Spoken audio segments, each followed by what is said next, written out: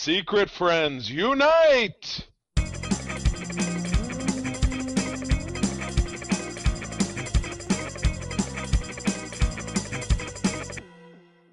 Welcome to the Secret Friends Unite podcast, episode 372. This is your guide to the geek side, and I am one of your hosts, Todd Oxtra, joined by Charlie Carden. How are you doing, bud? Woo! Sunshine but freezing, because we here on SFU and the network in general, we talk about the weather. We give you an outdated weather report from a place you don't live in. You're welcome. Yes, because no one has a weather app, so there you go. Nope, not happening. Yeah, you can only watch it on your local weathers on the 15s. I guess that's what they call it. Oh well. Yes. So we are back after kind of a crazy week. Charlie had a surprise appearance on a co-op mode that people will have hopefully listened to on Wednesday, which is very fun for you to talk about the world of Lego Star Wars, which is very fun. I was telling April before we got on that between pumping out Code 47, which was out immediately after we recorded it Monday night, then Co-op is out on Wednesday. This episode will drop on Friday. And then Mark and I have to record Holocron late on Sunday night because I'm on a plane to Texas on next Monday for work. That in the span of a week, I will have recorded all 4 of our network shows. My first appearance on Co-op. So I'm everywhere. It's great. I love it. Yeah. So something for everybody, and that's what we're all about in the world of nerd. So yeah, we're gonna this episode. We're actually recording only a couple of days after we recorded our last episode. So really, we're gonna get into this episode though is going to be our summer movie preview.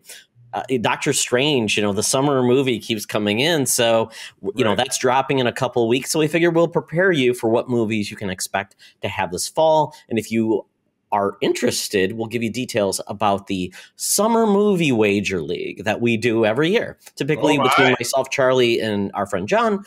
But we'll talk about that and how you can join Secret Friends Unite in a bigger league. The B League.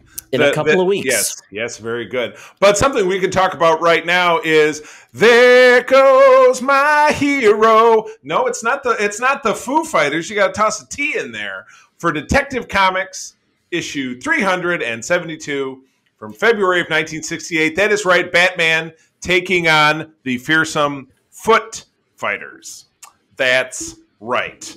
Oh my gosh, what is going on here? You got 3 dudes. One's kicking Batman in the back of the head. Another one is kicking him in the thigh, a little bit close to his bat wedding tackle. And the other one is kicking him in the back of the leg. So they all look like they are. Oh, I was almost saying they look like they're wearing backwards baseball caps. So they're wearing some I think these are like your fez. Yeah. These I think are your Russian dancers. Right. The Volskovs. I think the Bolsheviks. Ballet. The Bolsheviks, I guess. Yeah.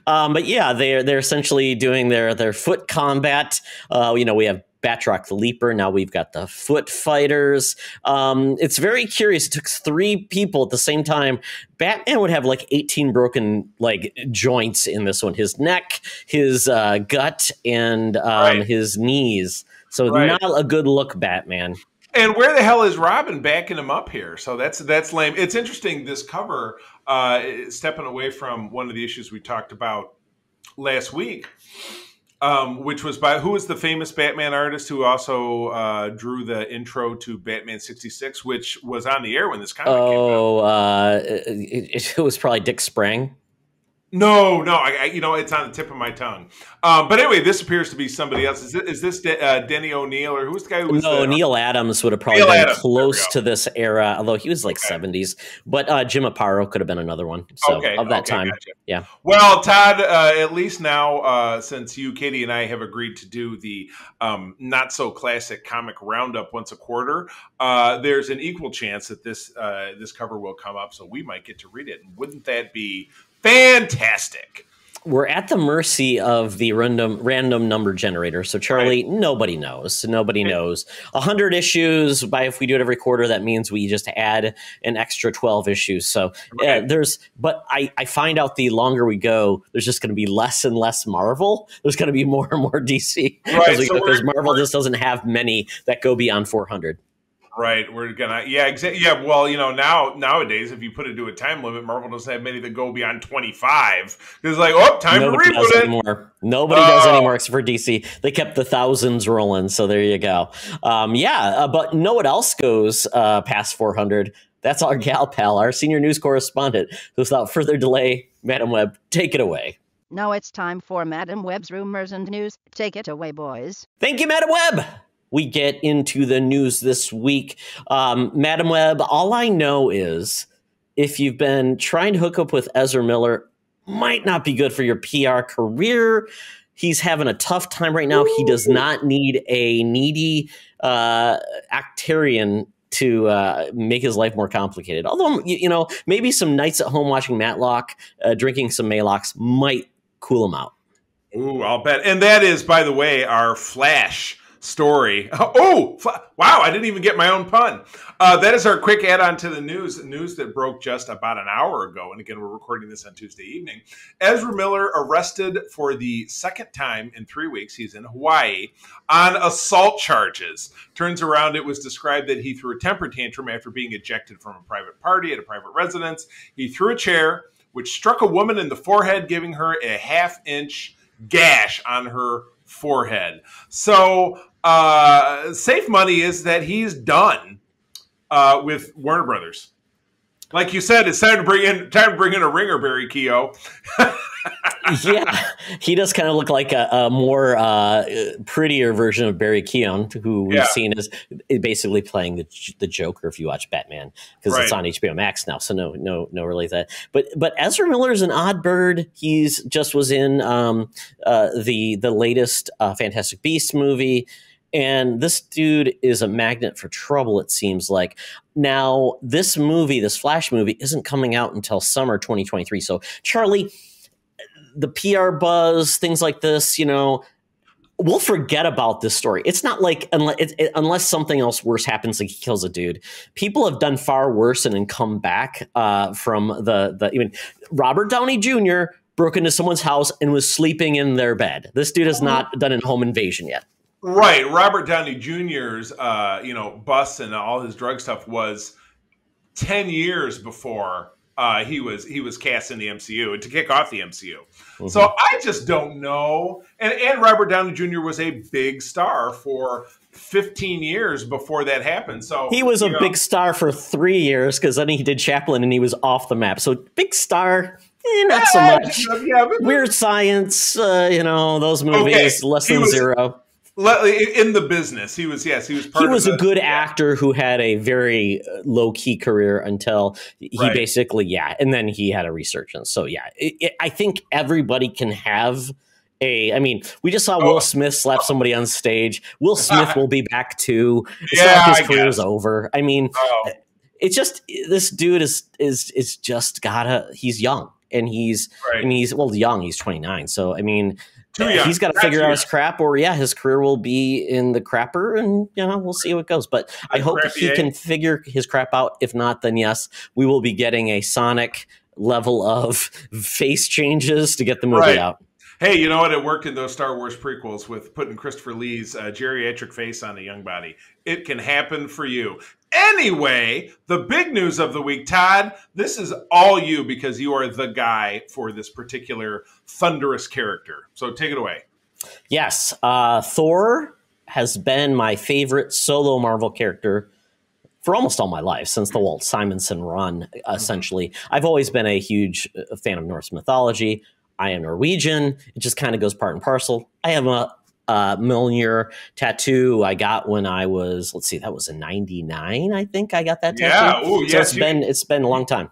You got your ink before I got my Starfleet Com Badge ink, which was in 03, so you beat me to the punch. Yeah, so it's been a long time. So, and that's really what this character is all about. It's been about the change of Thor as we know him as a character, thanks to Taika Waititi. We're getting his latest movie, Thor: Love and Thunder. This trailer dropped already in 24 hours. It is now the 4th most watched trailer of all time. Ooh, oh my God. Well, it is. This trailer was hot fire.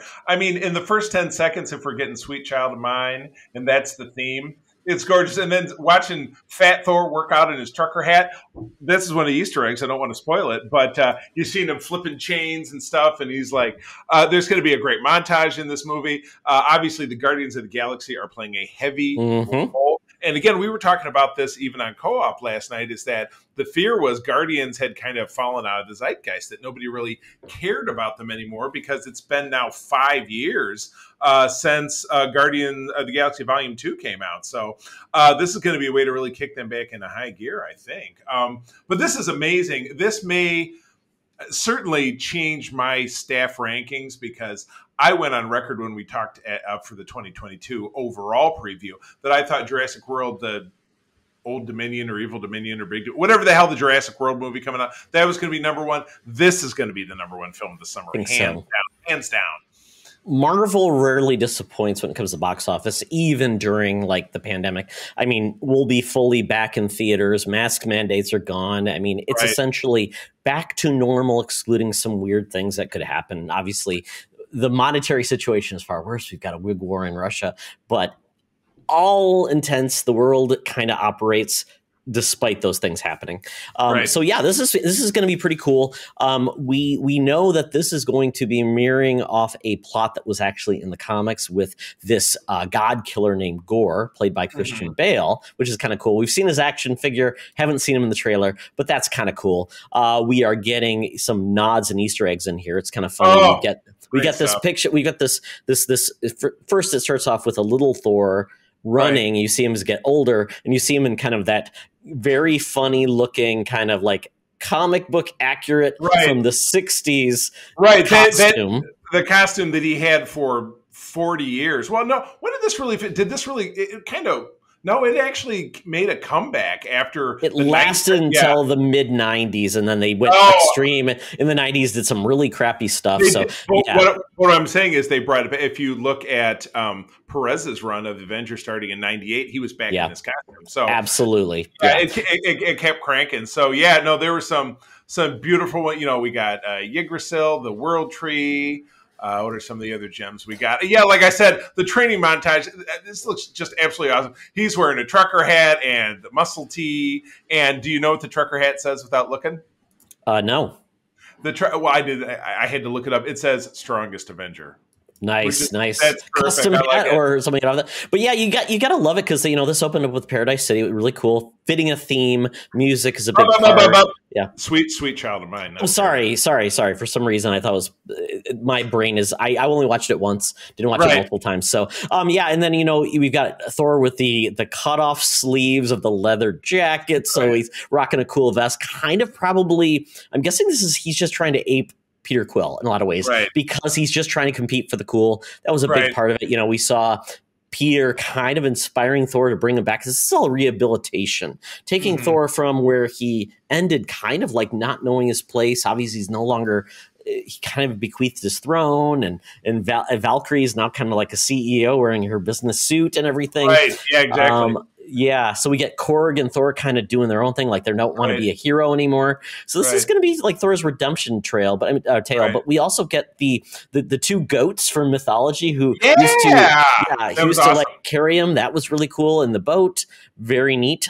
Tooth Gnasher, Tooth Grinder. Right. You got the big stand-in now that Asgard is no longer. You have Olympus. Does this mean we're going to get Hercules in addition to Zeus? It's got to mean we're going to open up the pantheon of the Greek gods, which is really cool. And then we essentially get the background. You get the back of Zeus carrying his little lightning bolt, who is played by Russell Crowe. Very cool. And then we get Thor hitting on a babe.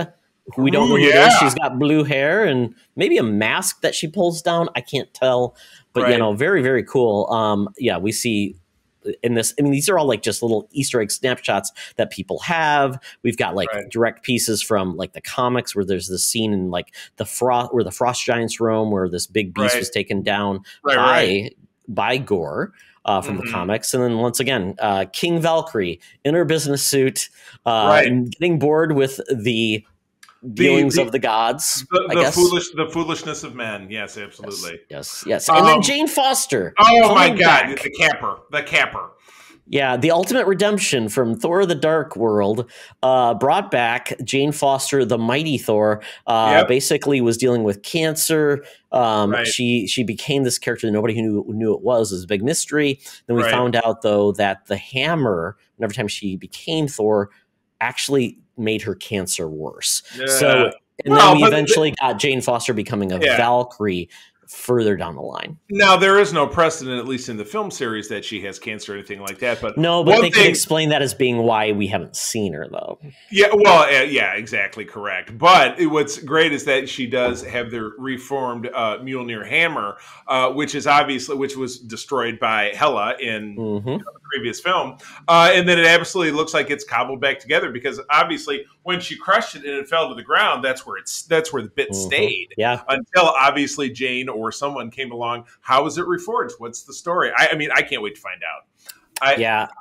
We could get Hephaestus, who is the god of, the god of basically fire, who Right. crafts things, could be Right. the replacement for, obviously we had Peter Dinklage character who died. Right. Right. And so we'll see what happens. So this should be very fun. Can't wait. This could be, like you said, Charlie, the movie of the summer.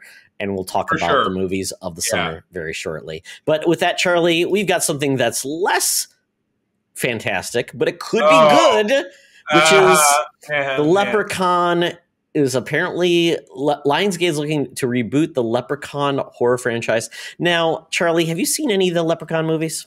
Now, I'm sure I was about to say it's Mark Hamill. Right now, it's Warwick Davis. We were Exactly. actually talking about on Yeah, co-op yesterday. because he put his foot in the clay of the Ewok species. He is a dwarf from England. He was 10 or 11 years old when in 1982 when Return of the Jedi was being produced, and he was cast as the main Ewok, Wicket W. Warwick, named right after him. And since then, he has been just a stalwart in all the Star Wars productions. You've seen him host panels at Star Wars Celebration, so on and so forth. But yeah, this was his other big behind the mask kind of role. That he did. These movies come out in the early 90s or some such, and they're just The first one, Jennifer Aniston was in. oh my gosh. So yeah, definitely late 80s, Like early 80s, yeah, late 80s, yeah. right. My neighbor across the street who I used to babysit, it was so funny because he loved horror films. He loved all these crazy horror films, and he would always tell me he loved the Leprechaun. So Oh my yeah, God. it's funny, Charlie. Apparently, the person that they've picked to do this, you'll love this because we love this movie. Or I don't know, did you see it? I don't know if you saw it, but Darren Lynn Bousman, who is the director of Saw 2 through 4, Okay, let's see, Repo, the though. Genetic Opera, and Spiral, the Book of Saw. That was with Chris Rock. Nobody slapped him, but I have not seen it. No. Oh God, it was horrible, and like not like because I was scared, horrible because like who made this pile of crap? And Chris Rock, what are you doing? Right. He apparently is the guy who's behind this movie, and he says, I would make a more direct sequel to the Leprechaun franchise. I would not reboot it. I don't want to do that. I would demand that Warwick Davis come back. I wouldn't do without him. I would not try to change the tone. I would make it equally as batshit bonkers crazy. It would be between the first film and Back to the Hood. It would be somewhere in that tonal frame. It got really ridiculous as they went on, but that's what made them fun. Right. Oh my God. Oh, Not dumb fun. Not dumb fun, Charlie. That's got to be like batshit fun. Is it, No. Is that a new term? Is it like ludicrous speed? Oh my Yes. God! Oh, that's completely nuts. But what's interesting about that? Segueing into the next story, talking about properties from the '80s. It sounds like some big properties could be on the line. Studios could lose the rights to RoboCop, Nightmare on Elm Street, Beetlejuice, and more if deals aren't made with the creators. We got to get some lawyers in motion here. Warner Brothers needs to kind of step up. They're in the danger of losing those franchises, along with Little Shop of Horrors. Disney, MGM has RoboCop, which MGM has very few things. They have James Bond and RoboCop. Right, yeah. Disney has Who Framed Roger Rabbit and Mrs. Doubtfire, which were stalwarts of our childhood, which people don't really talk about so much anymore. Yeah. And can you even do anything with Miss Doubtfire? It's so tied to Robin Williams. I mean, you could probably maybe say we're bringing in his daughter to do Mr. Doubtfire, but I don't think she's like a famous actress. So it seems like that would be, it was, you don't even touch it. Matilda, what's her butt? She was an actress who was in other stuff. But Well, anyway, Zelda Williams is his daughter, so you've his never seen daughter. anything. I Yes. thought you meant his daughter in the film. But anyway, Maybe that's how you do it. But yeah, they have like Mr. Doubtfire. But yeah, right. But anyway, just as a frame of reference, Copyright Act of 1978, creators who transfer their copyright to another person or entity can terminate it after 28 years, which applies to, I think, almost all of the things that we were talking about here. So, we got to lawyer up because RoboCop had a pretty lackluster reboot about 10 years ago. Yeah, 2014 maybe. Yeah. Yeah, exactly. So I mean, there's nothing that touches the classic 1987 RoboCop. No. Kurtwood Smith, bitches leave, or Dead or Alive, you're coming with me. That's a great. There's been one good RoboCop film. And then it's like after the there were 4 or 5 of them. It's like, oh my god. 4, and Frank Miller apparently wrote and directed the third, which apparently is just hot trash in the summer. And then the only thing I could think of RoboCop that was like really the pinnacle after that was they did a RoboCop versus Terminator crossover in Dark Horse Comics, and people loved it because they tied into like RoboCop actually was the genesis for the Terminator technology, and they crossed it over, Charlie. Well, like Ron Burgundy would say, compelling and rich. Yeah, it was funny because I thought about Who Framed Roger Rabbit. That's why that thing is it's largely been untapped, is because I guess Robert Zemeckis owns it for some reason, even though it's got like Warner Brother properties in it. It's got Disney properties in it. It's so bizarre how that can even be like something anyone could really own. Right, exactly. Yes, you can't take the sky from me. It's not happening. So of these properties, Charlie, which one do you think is like the one that you gotta get because it has so much promise? Without a doubt, that everybody likes gun violence and robots. So I think RoboCop is going to stand above Head and Shoulders. But then again, The Nightmare on Elm Street is also a perennial property. But then again, reboots of both of those films were duds. So is any of this stuff really great? I don't know. I think A Nightmare on Elm Street is the one you can bring back because horror films are like perennial. They just keep coming back, and somebody gets it right. Like we really liked we really loved Halloween when they redid that. Yeah, the first one. Yes, exactly. Yeah. So we'll see if. Right. Yeah. So, but the second one was weird. But so we'll see if Nightmare on Elm Street that could come back. Beetlejuice. I've heard they're trying to make a sequel with Michael Keaton, all of the cast. That could work, but I don't know. It could be horrible. Right. I think it's a good possibility. One thing that is guaranteed to be something, and particularly because I love the guest star, DC's Wonder Twins movie. I feel like we haven't talked a lot about this. I thought this was more of a, I don't know if it really feels like a standalone movie to me, but talk about some CW talent that they cast as the twins themselves, Zan and Jaina. Jaina is the girl, right? I can never really never really keep it straight. But we have Riverdale's KJ Appa, and we have 1883's Isabel May. She's quite the ingenue. She's the next generation's very much a dead ringer for what's her ass from the Jennifer Lawrence from the Hunger Games. I loved her, and that show was all about her, and she's a very tragic character. But she's 18 or 19. I thought she did a great job in that role. So, but yeah, being developed for HBO Max. So this means it's kind of a direct to streaming film, which seems about on par. I don't know that this has the vibe of a big Batman, Superman, Shazam like big screen kind of deal happening, but. That awesome. I mean, these are essentially, they're kind of throwaway, goofy characters. They were created for a cartoon, which is funny. Right. They weren't even comic book characters. They were just. And then I want to know who's been cast as Gleek. I'm guessing something of the CGI variety, or Warwick Davis. That guy's always looking for work. It's going to be Patton Oswalt. It's going to be him voicing it. I can only as he throws purple poo because he's a purple monkey or blue monkey. Yeah, I love it. Production set to start this summer in Atlanta because what doesn't film in Georgia? I'm fired up about this because again, the Super Friends is my favorite superhero cartoon that will probably never change. even though it's you look at it through those member berries because it ain't great, just the way GI Joe ain't great and Transformers ain't great, but nothing will ever stop the fact that that was or will break my memory of watching it on my grandparents' giant piece of furniture TV with the screen this big, and the rest of it was a record player in a wet bar. You know what I mean? It was the 70s. A console TV, Charlie, I believe is the appropriate term. Yeah, so yes. It was all-in-one piece of furniture with a 21-inch TV inside.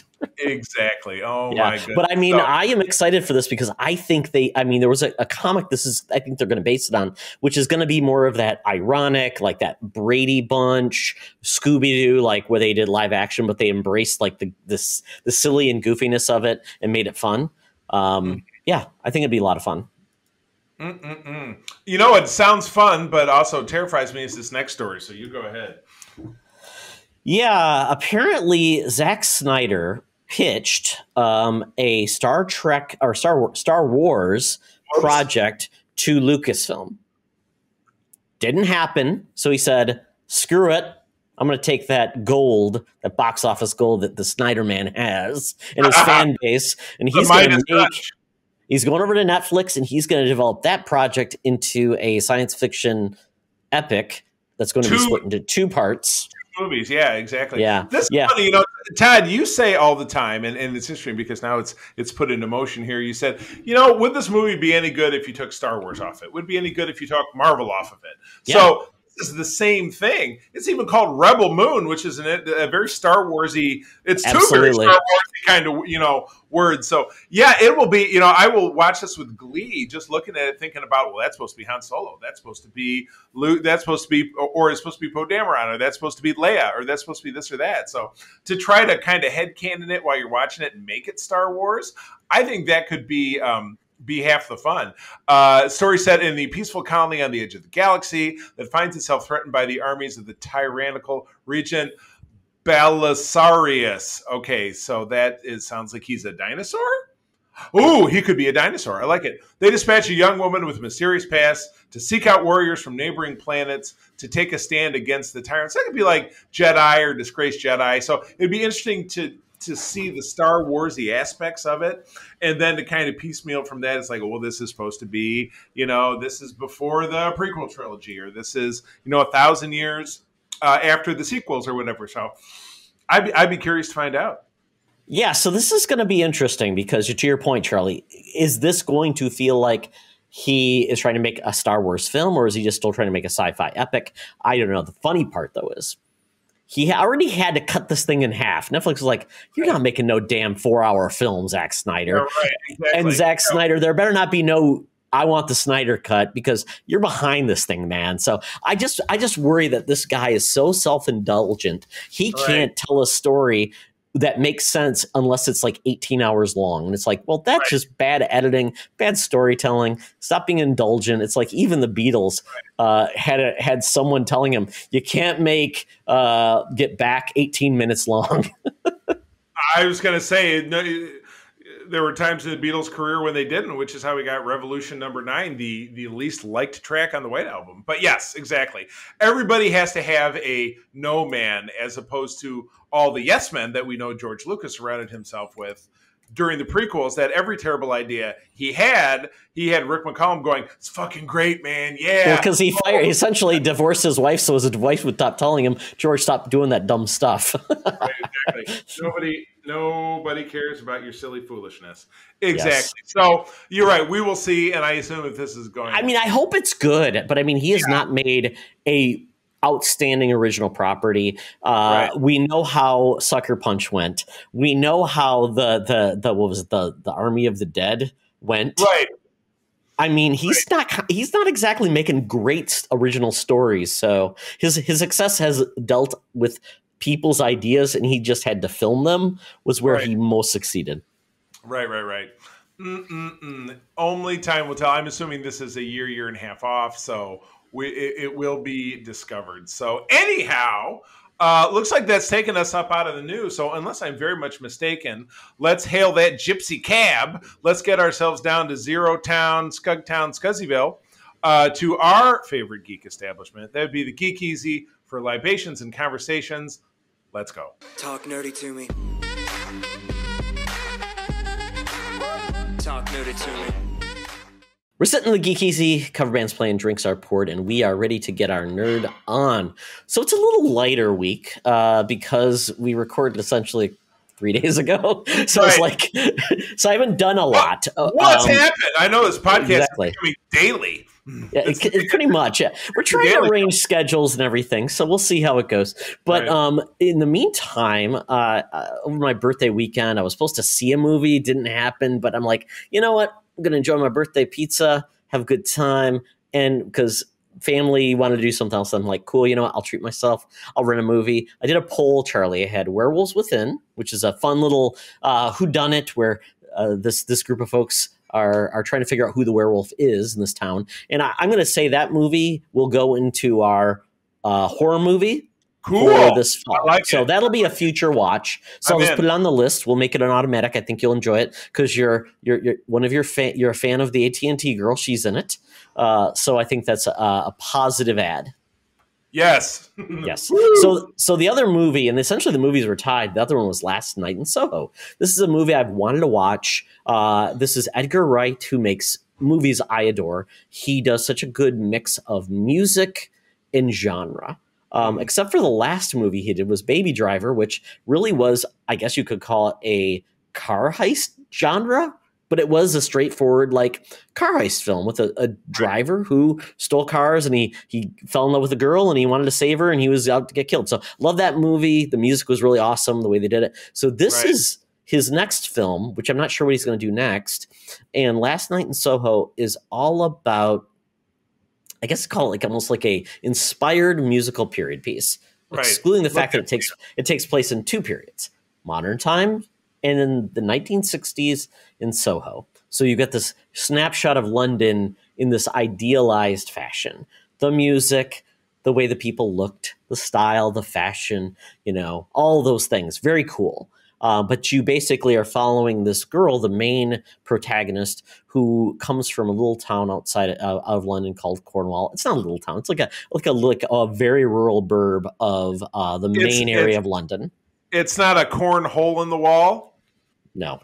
It's considered it's the sticks. Ouch. It definitely is. This girl, she wants to be a clothes designer. You find out that her mother passed away, dealt with mental illness. Her mother also tried to make it in fashion. Her grandmother's raising her. You find out her mother passed away. Some things. You don't know what happened really, but this girl is struggling with mental illness, but she has big dreams, still sees her mother. And she gets invited to basically attend the London School of Design. And people keep telling this girl, London will chew you out and spit you out. You know, it's not a nice place to be. So we find this very naive girl quickly gets put into the mix of all of these different people trying to go to this design school. Very cool. I won't spoil anything else, but she ends up having to escape college life to a flat where she can live and be on her own, and that's where things start getting interesting. All right, keep it tight because you know I want to see this one. This was another one that we're like, oh, we got to go see it. Oh, we got to go see it. Then I don't think it was in the theaters very long at all. No, it was a short period of time. That was the as opposed to we went to go see Licorice Pizza, which I think is probably still in the theaters. Well, yeah, it's up for Oscars. Yeah, you want people to see that movie. You want to get the buzz from it. Yeah, but the cool part about this movie, like I said, takes place in essentially two eras. Very cool performances by Matt Smith. Anya Taylor-Joy is in this as well. Terrence Stamp, Charlie, is in this as well. He's still alive. Wow. Yeah. So I would imagine if he was in this film, he'd have to be. I think you will be a huge fan of the music. I recommend this to my father-in-law because he is from London. He talked about the same era. He's of that time. That was his thing. He even talked about the mods and their scooters and things like that. But I think you can really appreciate, you know, if you like Petula Clark, Downtown, that type of music. Really well done. The Beatles and the the Animals, all those that like British pop, you know, just that thing with a lot of female ingenues was a big part. Like these female British singers was a big part. So I think you'd enjoy it quite a bit. It's a fun watch. I know Anya Taylor-Joy is certainly. If you had a hall pass list, I think she'd be on yours. I know you're quite a fan. I know you're quite a fan. I mean, I've not seen her in anything I didn't like, and I totally forgot she was the young girl in Split. I didn't realize that was her. Yeah. Totally She was forgot. she was And I've not seen The Witch. We need to add The Witch to then our list too, Charlie. The freaky. I don't think so. Yeah, you're right. We haven't seen. No, yeah, she's terrific. I like her. So we'll add that Werewolves Within, and Witch will be in our horror movie watch. So we're all set there, and then grab an old fashioned pen and write it down. Well, I cut mine down to one as well. So, and this kind of came out of nowhere. The Walking Dead is such a mixed bag for us. We were rabid fans when I was a big fan when we met. I got April in my son Nathaniel into it. It's his birthday today, by the way. He's 22. He's 22 and still alive. I'm very happy about that because kids. But we were all huge fans of The Walking Dead, the main show, which came out in 2010. It's still trying to end. It's such a slog. I can't. Season 11, right? This is the last season. Yeah, but they split it into like 98 parts, and it's such a mess. Charlie, you gotta milk it. You gotta milk that stone until there's blood coming out. Oh my God, that's exactly where they're at. There was a spin-off show called Fear the Walking Dead that came out maybe 2 years later. No, I think maybe in 2014, 2015. Jenna Elfman's Renaissance. She is now because she's the main character. That show was really, it was kind of a big drag, not very exciting. So we kind of tuned out of it.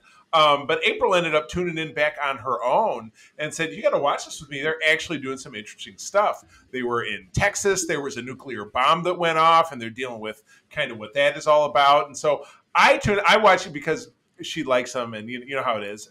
I sit there. I'm sitting there on the couch too, so I'm watching as well. But I met I know she ended up catching up on all of Fear the Walking Dead last summer when I was in Wisconsin for that job I had. And so I came back, and the show came back, and we started watching it again. And yeah, there was a nuclear sub ended up on dry land and launched a nuke that caused this area of Texas to get irradiated. So what's out now, and it was a short of about 30 or 40 minutes length, was the story of that nuclear sub back in, if you trace everything in The Walking Dead, it goes back to the year 2010. So it was in 2010. The star of the shorts was Nick Stahl, who was John Connor in one of the Terminator movies. I think. Oh, wow. Yeah. Yeah. And boy, he is absolutely not aged well. He looks like he's a 3-pack a day smoker. He's got that, just his face. Not any other real. Are you sure it's not the zombie apocalypse that did it to him? I was going to say he was the one actor in it that didn't get zombified. But no, it was the story of how, they were they're on a submarine. They're only in the Gulf of Mexico running exercises. There's 140 sailors on board. And, just one of them, they have to perform an emergency appendicitis because there's no medical care. The guy doesn't make it. They toss him in a body bag and throw him in the freezer. Well, guess what? Everybody's the thing about The Walking Dead is that everyone's infected. Yeah, until you die. Infected. Yeah. So when this guy wakes up, he, they're like, "Oh, dude, are you still?" He comes out and he bites 3 people, and then obviously the infection, the zombie starts spreading like wildfire. And in the end of it, it's down to the 4 officers on the ship, including the captain. And it doesn't work out, and there's only a handful of them who are able to survive. Basically abandoning a ship and essentially, jumping into rafts and going to shore in Texas. And it's just really right at the end of it that they tie it back. It's like Corpus Christi? Potentially. Assuming there's not many like bases. Well, no, they don't end up in a base. These guys just jump. As far as where they deployed from. I'm assuming if there was a sub near Texas that there was probably a naval station there at Corpus Christi. Yeah. But regardless, at the end of it, Nick Stahl is sitting on a beach, and he's alone. And the connection where they pull it back to Fear the Walking Dead is that in this submarine era part that I didn't miss, there was a Jesus-like Messiah figure played by actor John Glover, who I absolutely adore. He's awesome. Is John Glover the guy who played the Trump character in Gremlins 2? Yes, he played Lex's father, right? Too. He was Lionel Luthor. There you go. Perfect. Smallville. He's awesome. It's funny. We just talked about him. Clamp. We just talked about him on Code this week because he guest starred in an early episode of DS9, which we were of course he did. Yes, who hasn't been on Star Trek? But anyway, this was really fun. And again, it's split into 6 little vignettes. It's maybe 40 minutes long. And it was the best installment of Walking Dead I've seen in about. So is this a 8 years. standalone versus actually the season? Yeah. Okay, so Yeah, it's like standalone. It's a little special, but as opposed to like the weird little webisodes that they had early on. Oh, in the yeah. series, which were like, it's 8 minutes long, and it's the story of the hospital where Rick woke up. That was one story. It's the hospital of this and that. This was a cool standalone story. I dug it. And again, we have AMC Plus. I don't know how we have it. I think we got a deal through Verizon. I don't know. Nobody's charged me yet, so I'm just writing it out. But that's how we're watching. As far as you know, it's on you like one of those credit cards you like put away in the counter. It's like, oh yeah, don't charge us. So are you watching the current season 11 though? Yes, season. We are watching current season 11 of the main show. Fear the Walking Dead just came back on this week. It was kind of a lame ass episode. And there's like the New Generation show too. That was a two seasons and done. So that's really? Okay, so that's over. Yeah. Okay, and that was a decent different take on the series. Yeah, kids, right, growing up in the zombie apocalypse. And they went on. They had a specific mission. They went off on it, and it ended, and it was pretty cool. Okay, that might be a better way to approach it. Like those, go 1883 it, kids. Do one story for one season and be done. Well, and with this, and not even like I said, 6 vignettes of 5 minutes, 5-6 minutes each. So I really enjoyed it. And when are we getting those stupid Rick movies or whatever? Is that basically a quarter past never? There's no news on that. There's no news. It's so bizarre and makes no sense. It's so dumb. Because are you going to have him come back? And because Rick's died in the comics, and then we picked up in the comics 5 years later with his kids. It was with Carl's story, and Carl was dead in the show. So I mean, of the original cast.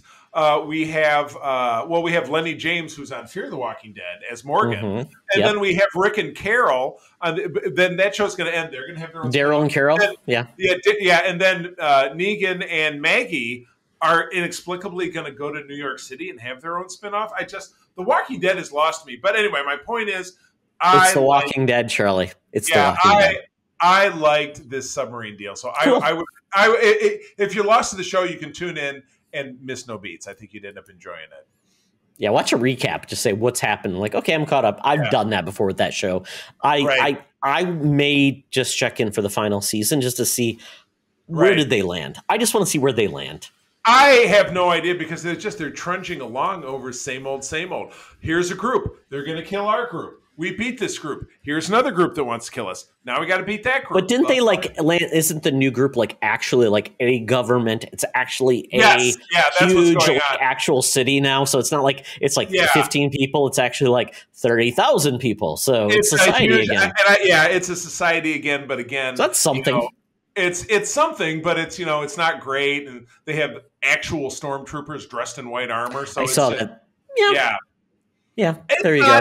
It's not terrible. It's better than what has been, but it still bores the shit out of me. But anyway, my point is watch the submarine thing. It's very good.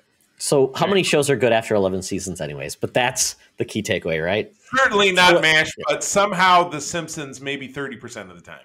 Oh, yeah, exactly. Perfect. Well, that is it for the Geek Easy. Obviously, if you're seeing anything cool, reading anything cool, playing anything cool, let us know, and we'll talk about it on the show. Give us a review. We'd love to hear about it. With that, Charlie, we are ready to leave our tip, as small as it may be, and we are going to go to a better place where the mutants have been gathered to be entertained, and we are just the ones to do that in the Thunderdome. Welcome to another edition of Thunderdome! Thank you, Tina. We're sitting in the Thunderdome where the mutants have been gathered for a topic or a game to be entertained. And this week, we are dangerously close to the summer movie experience. You would never know it by the weather. Or the date when summer actually starts. Summer starts June 20th. But because where we're at now, summer typically starts with the first big movie of the year. And that this year is going to be on Friday, May 6th, 2022, with Doctor Strange in the Multiverse of Madness. So Just a caveat, as Charlie and I mentioned at the beginning of the show, we do the Summer Movie Wager, which is a very fun contest. If you're interested in joining us, we're going to obviously open it up to our Discord community. But we do our own sidebar with myself, Charlie, and John for the prize of the Zizor. Let me tell the story of the Zizor. Yes. Argos Bookstore here in Grand Rapids, Michigan. In the summer of 1996, I've been shopping at that since the summer of 1986 when I was 10. Jim, the now former owner, he retired, sold it to another couple, had purchased this as a promotional item to sell because that was the summer of the Shadows of the Empire. The item remained unsold until the summer of 2016 when I walked in. I was in the shop, as I am frequently, was chatting with Jim because I'd known him since I was a kid, and I'm like, boy, I think that thing's been here for 20 years, Jim. He said, yeah. I said, what do you want for it? He said, what do you want to give me for it? I said, $3? He said, yes. And so I regaled Todd and John with his tale. And that exact same year, we had our very first Summer Movie Wager. I believe John won that year, so off to Washington State he went. He's gone back and forth between Washington and here. And Todd has yet to win. Todd, this could be your year. It's been a challenge for me to accept the fact that I've never won. It's really stuck in my craw. But you know what? We'll give it a try. You know what? I'll stick with it, Charlie. You gotta just pick the bubblegum. Is this like the fifth year we've done this? Sixth year? I think we started in 2016. So this is okay. You got to remember there was no summer wager in 2020. That's true. We did 2021, which was the oddest year ever. It was bad. Yeah. So this is the closest return to normality we've had since the summer of 2019. Absolutely. Yeah. So if you are interested, we'll post the rules. Join us on the Discord. It's probably the way we'll connect with both people. We'll do it on the Facebook group. We'll do it on Twitter as well. We'll get it out there. People want to make a more broader group because it's a lot of fun. It's very easy. Right. All you have to do is pick your top 10 movies in order of the box office performance, and you get points if you're close how they performed in the order. You don't have to pick how much they make, just have to picture the order that they land in. So and there you go. I will simply say, Todd, if I give you a nickel's worth of free advice of someone who's won a couple of times, don't bet with your heart, bet with your greed. Think about what the people like, not what you like. So if you're like, well, I really think Bob's Burgers is going to take number one because you love it so much, you know that that's not true. Oh, Charlie, you picked my number one. That's why I'm trying to help you. I'm trying to make it so I can put this bad boy in a box and mail him to Savage, Minnesota. So, don't make me a liar. Yeah, and last year was fun because Shang-Chi kind of uprit the cart. I mean, it was essentially it launched Labor Day and went to number 5. I think number 5 or number 4. So crazy considering what a Marvel movie can do or a big movie can do at the end of the summer. So we'll see how it goes, but we'll give you the list of movies that you should look for to perform in the wager. So we'll go from there, Charlie. All right. So once again, I'll kick it off. Doctor Strange, The Multiverse of Madness, May 6th, 2022. We'll see how this does. This is the second Doctor Strange movie directed by Sam Raimi. This is tying directly into whatever happened to, Enter the Spider-Verse, all the multiverse, all that fun stuff. No Way Home. This is the direct sequel to that. Right. And obviously starring Cumberbatch, Benderdink, and Elizabeth Olsen. Let's see here. Moving on, we have a reboot of Firestarter, starring Zac Efron, and it will also be on Peacock. So that's going on. Ooh, and that could derail some of the box office. If you could see it for $5 a month at Peacock, you may decide not to go. And I have Peacock for a year because of my mom. I don't think it's a big threat, but all right, moving on. Yes, so Friday, May 20th, we've got Chip 'n Dale Rescue Rangers, which is actually, this is weird because it's not showing on theaters, but it's going to be at Disney Plus, so it doesn't really count. Downton Abbey, folks. Downton Abbey, my wife is a huge fan of the show. Yeah, I've watched some. It's highly entertaining. It's Charlie. It's the Yellowstone of Britain. My stepmother, my dad's wife, Michelle, exactly to the point that she has a gang that they cosplay and go to the theater. She hit April and I up about that. I think when the first one of these movies came out. Yeah. So you know what? To each their own. But Todd, there is no escaping. But lastly, There's one more movie opening on May 20th called Men. I saw the trailer of this movie. It looks scary as hell. It's weird. It's one dude, essentially Rory Kinnear, playing like all of these men. It's very weird. If you want to see something that's creepy, Men, I don't think it's going to do anything, but the trailer creeped me out. So there you go. Well, yowza. I will take May 27 and told because, Todd, this is going to be a clobbering. I'm sorry. Your Bob's Burgers movie is coming out starring the voice talent of H. John Benjamin and Christian Shaw, but it is likely to be crushed by a movie that filmed, I think, about 17 years ago called Top Gun Maverick, starring my least favorite box office champ, Tom Cruise, and Miles Teller. Yeah, Top Gun Maverick was supposed to drop in the summer of 2019. There was a toy line. I remember seeing it in Walmart. There was a Transformer crossover. Right, yeah, right. So, I mean, you know, Top Gun being a perennial classic of our youth, I think it will do well, but I can't stand Tom Cruise. Sorry. It's a 38-year-old sequel. Exactly. I love it. And it's got Goose Jr. Charlie, Goose Jr. Miles Teller's got the mustache. And you could telegraph where they're going to go, you killed my father. Ugh. Yeah. But yeah, this is going. They practically do in the theater. I also saw also top 5 on my hall pass list is Jennifer Connelly. She's in this film as well. So thumbs up to that. Wow. Yeah, but I mean, I will say this. Of anything, though, seeing some of the airplane filmography of this, oh my God. Absolutely. This is a movie you should see in the theater because it's amazing and just blows my socks off. Yeah, I think it's going to be a big draw. So skimming through, we'll skip some of the weird stuff. Okay, but, we'll go with... We'll move into June. So we're going to go to June 3rd. We're going to The Watcher, which I don't understand. So I'm going to skip that one because I don't know what that is even. You know, it's not a thing. June 10th, Jurassic World Dominion. Chris Pratt, Bryce Dallas Howard, the original cast.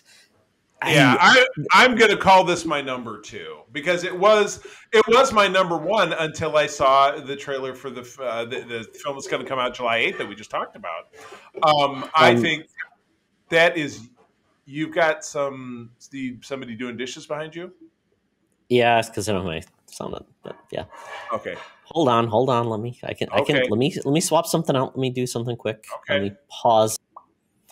Yeah, so it's going to be interesting because this is the 3rd movie in that franchise. I think people have got fatigue in this franchise. I mean, like, what else can you do with these damn dinosaurs? The original Jurassic Park got fatigue too. I mean, maybe so, but I mean, I don't think we've done. I haven't anyway done like a numbers analysis. Have the movies made less money? I just always think these movies are enormous, so I feel like it's going to make some bucks. So I still put it as my number 2. This is the Transformers of dinosaur movies, Charlie. It could be. Yeah, all right. Exactly.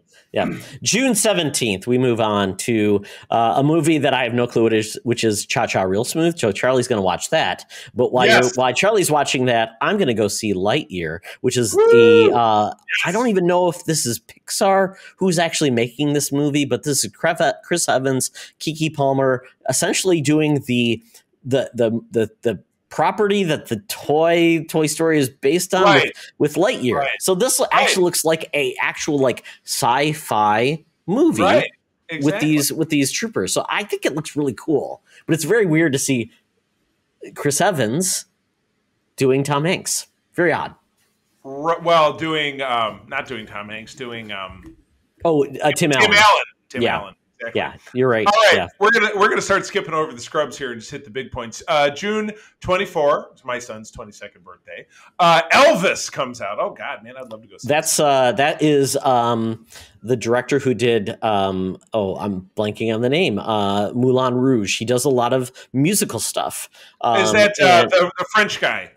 I know the one you're talking about. I know. I love Moulin Rouge too, and I can't think of his name. Baz Luhrmann. Baz Luhrmann. So, I mean, if anybody does music, that's really going to make sense. And you've got Tom Hanks as Colonel Tom Parker, Austin Butler. This could be really entertaining. We don't get a lot of music biopics with really strong. I mean, we had the Elton John film. We had the Queen film. This could be good. It could be a hot trash in the summer. But Elvis is not exactly hot on anyone's radar right now, so maybe this is a renaissance to bring Elvis back. But Charlie, the Black Phone, that also is happening June 24th. Have you seen that trailer? No. I mean, well, maybe I have. Holy crap! It's gonna it's gonna be a poop your pants movie. I have, yeah, because it's trapped in a room and then you don't know what's going on. And yeah, I have seen Creepy. That is kind of crazy. All right, let's keep stuff moving into July is going to be white hot. Look at some of the stuff that's coming out. I mean, July 1, Minions: The Rise of Gru. Let's face it, at this point in the summer, kids have been out of school for a month. You're about ready to strangle them. You want to plunk them down in a movie theater in the dark in the air conditioning, get them to shut up and watch this movie. That's the only kids movie so far that really, except for the Marvel movies and maybe the dinosaurs. So, that makes a lot of sense. You do that. Those movies are huge. It's been a while since we've had one, although it's a no. I don't like the Minions. I don't like the Minions. I like Despicable Me. Do not like the Minions. So we'll see how that goes. Well, it's very one note without a doubt. Friday, July 8 is going to be Thor: Love of Thunder. We've already talked about it ad nauseum. This is my number one pick for the summer. I think it makes sense. It's got the most juice behind it. I think it's going to be. It's a sweet spot, right? Although it's how did that not become the 4th of July movie though? That's very bizarre. Is Minions are they getting Thor out of there because it's Minions power? That's weird. Well, let's. When is the 4th of July? That's a Monday, isn't it? It is over the weekend. Yeah, it's a Monday. Yeah. It's a Monday, so I don't think people are getting the whole week off. Though. Yeah. Maybe it's a little too far afield to knock that one out. So yeah, exactly. We'll see. We'll go to Friday, July 15th. We have Bed Rest, Bullet Train, and Miss Harris Goes to Paris. But of all these films, Bullet Train looks awesome. Yeah. I've been seeing the Brad Pitt. Brad Pitt finally back to just doing something just dumb fun like Mr. and Mrs. Smith. Zazie Beetz is in this, and you've seen it where he's in a trailer. He's a train. He's basically trying to take somebody out, and they have these battles in the train. It looks phenomenal. I think this is great. Oh, I totally agree. July 22 is going to give us Nope, which we've been talking about for months. Daniel Kaluuya and Keke Palmer again, and this has to do with a farm owned by black folk in the South, and here come the aliens. Yeah, Jordan Peele. Probably going to mess us up again. Right, without a doubt. July 29, DC. Did you see? So, Charlie, did you see? So I will say on July 22nd, Paws of Fury. Did you see that trailer?